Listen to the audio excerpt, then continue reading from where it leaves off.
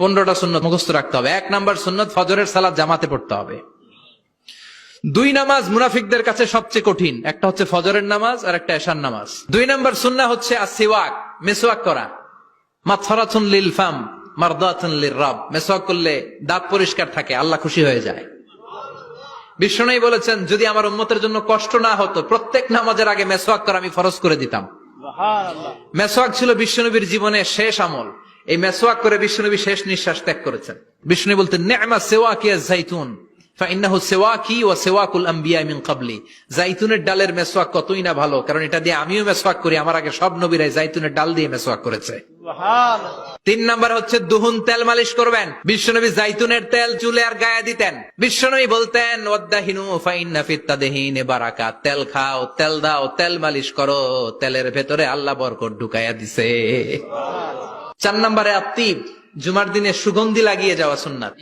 বিশ্বনবী বলতেন এই দুনিয়ার 3টা জিনিস আমার কাছে সবচাইতে প্রিয়, হুব্বিবা ইলাইয়া মিন দুনিয়াকুম সালাস। 1 হচ্ছে আন-নিসা, নারীদেরকে আমি পছন্দ করি। 2 হচ্ছে আত্তিব, সুগন্ধি লাগাতে আমি পছন্দ করি।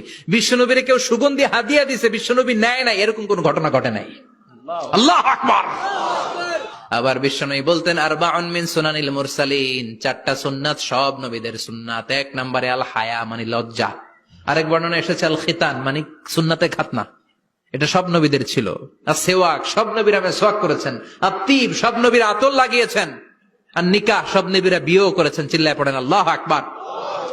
আর লিবাস আহসানা সিয়াব, সুন্দর জামা পড়া। নট নেসেসারি যে নতুন জামা হতে হবে, পুরাতন জামাও ধুয়ে আয়রন করে পড়লে একটা সৌন্দর্য আছে না নাই? ইন্নাল্লাহা জামিল ওয়া ইউহিব্বুল জামাল, আল্লাহ নিজে সুন্দর, সৌন্দর্যকে আল্লাহ পছন্দ করেন। এরপরে ইকসারুস সালাহ আলান নবী, বিশ্বনবীর উপর বেশি বেশি দুরূদ পড়া। বিশ্বনবী বলতেন জুমার দিন শ্রেষ্ঠ দিন, এই দিন আমার উপর বেশি বেশি দুরূদ পড়ো। ফাইন্না সালাতাকুম মা'রুদাতুন আলাইয়া, কেননা তোমরা যে আমার উপর দুরূদ পড়ো, আমি মরে যাওয়ার পরে এই দুরূদ গুলো কে পাঠিয়েছে তার নাম, তার বাবার নাম সহ ফেরেশতারা আমার কবরে দিয়ে আসে। সুবহানাল্লাহ। সাহাবারা বললেন ইয়া রাসূলুল্লাহ কাইফা সালাতুনা মা'রুদাতুন আলাইক, আপনি মরে যাওয়ার পরে আমাদের দুরূদ কেমন করে আপনি দেখবেন? ওয়াকাদ আরিমতা, আপনি তো পচে গলে মাটির সাথে মিশে যাবেন। বিশ্বনবী বলেন ইন্নাল্লাহা হাররামা আলাল আরদি আন তাকুলা আজসাদাল আম্বিয়া, নবীদের লাশকে খেয়ে ফেলা, নবীদের লাশকে পচিয়ে ফেলা জমিনের সব মাটির জন্য আল্লাহ হারাম করে দিয়েছে। এরপরে বিশ্বনবী বলতেন জুমার দিনে সূরাতুল কাহাফ পড়বা, কাহাফ পড়া সুন্নাহ। বিশ্বনবী বললেন সূরাতুল কাহাফ যে তেলাওয়াত করবে ইয়াকুনু লাহু নূর, এই সূরাতুল কাহাফ কিয়ামতের দিন তার সামনে বিশাল একটা আলো হয়ে আসবে। এই আলো দিয়ে পুলসিরাত পার হয়ে ওই বান্দা জান্নাতের ভেতরে ঢুকে যাবে। আবার বিশ্বনবী বলেন যারা সূরাতুল কাহাফের প্রথম 10 আয়াত তেলাওয়াত করবে জুমার দিন, শেষের 10 আয়াত যারা জুমার দিন তেলাওয়াত করবে, দাজ্জালের ফিতনা থেকে তাদেরকে মুক্ত রাখবে কে? এরপর আত-তাবকির ইলাল মসজিদ, মসজিদে আগে আগে যাওয়া সুন্নাত। আগে যিনি যাবে উনি কি পাবে? তারপরে গরু, তারপরে বকরি, তারপরে মুরগি, মুরগির পরে ডিম না আন্ডা? আন্ডা। আল মাশিউ আলাল ইকদাম, বিশ্বনবী বললেন হেঁটে হেঁটে জুমার নামাজে যাওয়া সুন্নাহ। প্রতি কদমে কদমে আমলনামায় সওয়াব দিয়ে দিবে কে? এরপরে বিশ্বনবী বললেন আদামু তাখাত্তি রিকাবান নাস, মানুষের ঘাড় ডিঙ্গিয়ে সামনে না যাওয়া সুন্নাহ। অনেকে জুমার দিন আসে সবার শেষে বসতে চায় সামনে, এরকম ডাকাইত আছে না নাই? বিশ্বনবী জুমার খুতবা দিচ্ছেন, হঠাৎ এক সাহাবী সব সাহাবীর ঘাড় ডিঙ্গিয়ে ডিঙ্গিয়ে সামনে আসতেছে বুলেটের মতো।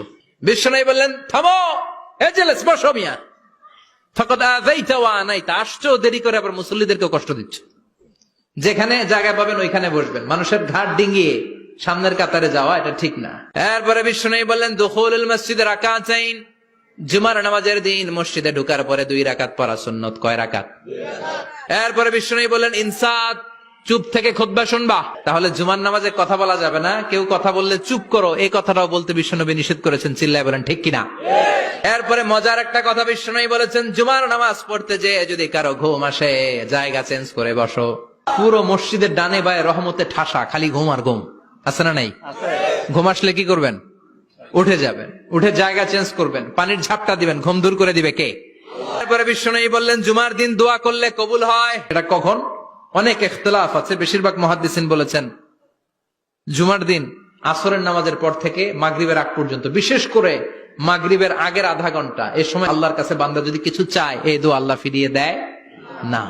এই 15টা সুন্নাত আমল করা যাবে তো? সবাই রাজি?